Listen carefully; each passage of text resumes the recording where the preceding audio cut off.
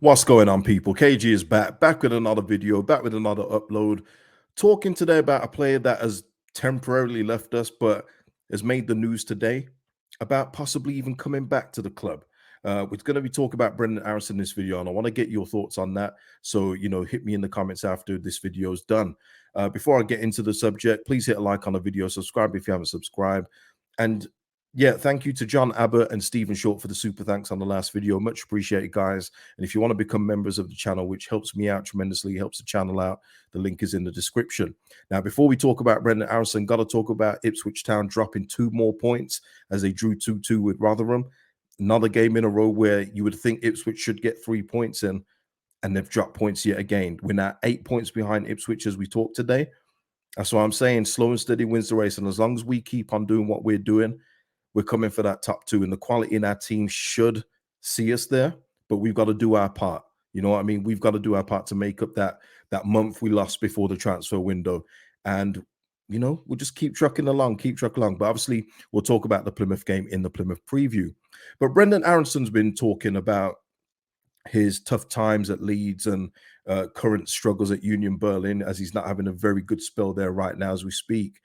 And there was a few interesting things. Now, the article I'm going to share is via The Athletic. I'm only going to show a few things. So if you want to read the full thing, go and subscribe to The Athletic.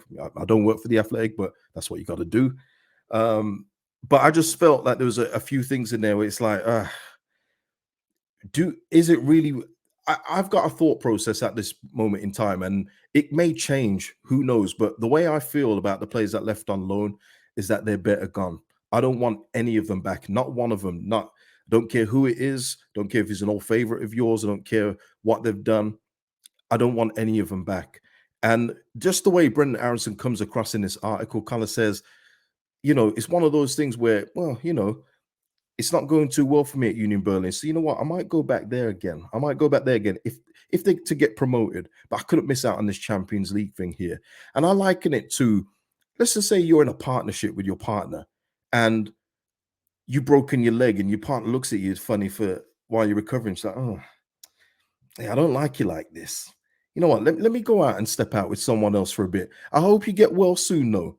And then a year later, you're all good. You got all buff again. Your leg's good. And then she comes back and goes, oh, you know what? I wouldn't mind coming back to you. I don't really like this thing I'm with right now. You know what I mean? I see it like that. Or even in football terms. We've been relegated. You know what I'm going to do, people? It's me, KG. I'm going to go and support Man City for a season. If you come back up, I'll be back with you. That's how it feels to me in that kind of sense. Those are the way I think of it right now in terms of the people that left on loan. Now, Brendan Aaronson here spoke about a few things. There's a lot in this article. I'm only going to highlight a few sentences. Like I say, if you've read it, give me your thoughts in the comments as well. He was talking about how he started well. And I agree with that. Listen, all my match reviews and everything else, they're documented. They're on there. You can go back and have a look. I thought he started off very, very well. And he came as advertised, didn't he? Energy, could move around defenses, get up and down. He was making a nuisance of himself. And that's what he was doing. And I felt like after the World Cup, he completely dropped off a cliff. And he's saying here at the end, it was really tough confidence-wise to go out there. I didn't feel like I was playing my best. I feel like I was letting my teammates down. I felt like I was letting the fan base down at times. Yes, yes. And he's talking about even this season with Union Berlin, I feel like I've played many times when I've been in a flow, but the goals and assists just haven't popped in yet. But they will. But we heard this last season, didn't we? And he's saying it wasn't just him, which is true, which is fair. And this is the bit here. You're driving yourself crazy about scoring and assisting, then it starts to take over your mind, and that's all you care about. So then the other things like the general play starts to go down because you want to score so bad, you want to assist so bad. Yes, as an attacking midfielder, that is your job. GNA is in your DNA. You know, one of those. You have to get goals and assists. It is as simple as that. That is part of the territory as an attacking midfielder. But then this is the one here. I remember talking to Jesse Marsh, the former Leeds coach, about it. He was like, "You're putting way too much pressure on yourself. You're so focused on it all the time. It's about scoring goals and getting assists that you're not letting yourself just play." That is so Jesse Marsh, man. And it's kind of telling right now, isn't it, when you look and deep it, that the guy's working on CBS as a like a pitch side reporter and not back in a job yet. It kind of is telling that his last job was Premier League Leeds United, and now he's on CBS doing commentary. Maybe he'll get another job soon, but yeah, I mean, there we go. Um, and then here we are. I mean, there's some stuff about the American things and all of that stuff. He's actually a 49ers fan, which is quite interesting in itself. That he wouldn't stick around with the 49er enterprises here, but again, no one wants to play in the championship. Um, he also answered about questions about his physicality, as everyone always said he's too small, but he also did mention that in regards to being small, that he's not the only small player. And he mentions here, I'm not the biggest, I'm not the most physical, but I disagree that it makes the biggest difference. If you look at the best players in the world, Iniesta, Xavi, Luka Modric, they're strong guys, but they're not like Virgil van Dijk. And that is something I always said. I always said about Brendan Aaronson, you do not have to be the biggest, but you have to use your size to your advantage. Be diminutive, slip between players, get through players. But he wasn't doing any of that, which he also addresses here again. Here it is, and this is one of the main parts, because this is something I was saying all through match reactions. Also, during parts of the season last year, I was trying to draw fouls around the box, and people thought, "Oh, he's going down too easy." But that was just me trying to get fouls. So it's a little bit of both. But I definitely think I could get stronger, guys. If you were with me, how many times did I say in match reviews, Brendan Aaronson, please stop going down because your card is marked by the referees. They're not buying it this week. Referees talk. They're going to say, that Brendan Aaronson at Leeds, he goes down pretty easy. And it was obvious because the falls were too theatrical. You were running into people expecting to win free kicks. It was an insane tactic. And the fact that he thought that was the right thing to do instead of trying to, play the ball through, again, maybe he'll learn from that, but that's just a big mistake. It was a big mistake in part of his play. It just sounds like he got so much wrong last season. It just got worse as the season carried on. I can't. You see, and he continues with some other stuff. I think at the end of the season, when you get relegated, you just feel like you've let a lot of people down. There were three scenarios for Aaronson in the summer: stay with Leeds in the Championship, go out on loan, or move permanently. And he's one of those that had the loan clause in his contract. As soon as the season was over, Union came in probably 3 days after Leeds being relegated. Right away, they wanted me, and as a player, feeling wanted is probably the biggest thing in where you want to go. Um, that's another reason why I went to Leeds. They wanted me really bad. That from that January when Bielsa was there to when Jesse came, they stayed in contact, which we know about. But that just shows with Brendan, obviously, it doesn't matter which club he's at. It's just about the opportunity, which is a lot of players. It's something I've tried to explain to people many times. It's not about the crest on your chest. For players, it's about the best opportunity, and that's clearly what he's done there. But with Union Berlin, he's talking about being wanted. I've seen the reaction from Union Berlin fans about his playing, and they're not happy. Let me tell you that they are not happy. And here we are with the main event of this video.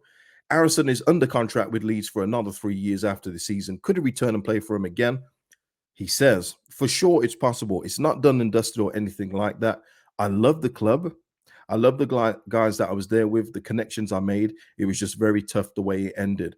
I just felt like this was the best decision that I could make, playing in the Bundesliga, playing in the Champions League, to help my career and get me better. So that's why I made the decision.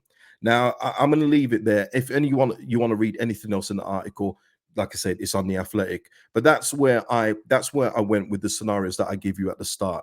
He wants the best scenario, but we're attractive, but we're a little bit damaged right now. But if we come back up to the Prem, he'll want his 3 years again. No, I don't want that. Me personally, as I sit here today, I want all of the players that I've gone out on loan sold at the end of the season. Whatever we can get for them, because the values for some of them right now, They seem to be even lower than when they play for us because they're doing so poorly at their clubs they're on that loan. They're on loan at.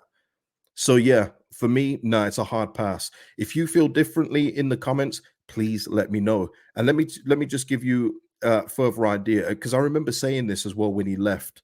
This is his leaving article on the Leeds website. Now, if you remember, there was a lot of catty departure messages and everything for certain players that left, Verba, Tyler Adams later on. But Brendan Aaronson, this one was pretty clear. And I did mention it in his departure video. Go back and watch it if you really want to compare notes.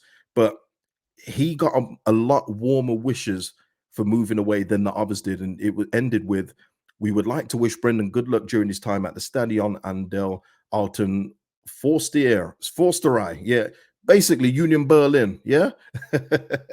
But that's what I'm saying. His article was a lot warmer in his departure, which made me believe that the door was open to Brendan Aaronson even returning.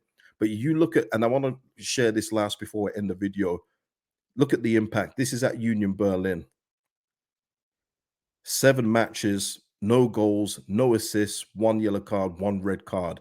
Nothing in the cup games. I think they got knocked out the cup as well. Champions League, 3 matches, no goals, no assists. Just throwing up pure donuts, people. Pure donuts in the stats. And let's not forget, this is how it went for him last season for us.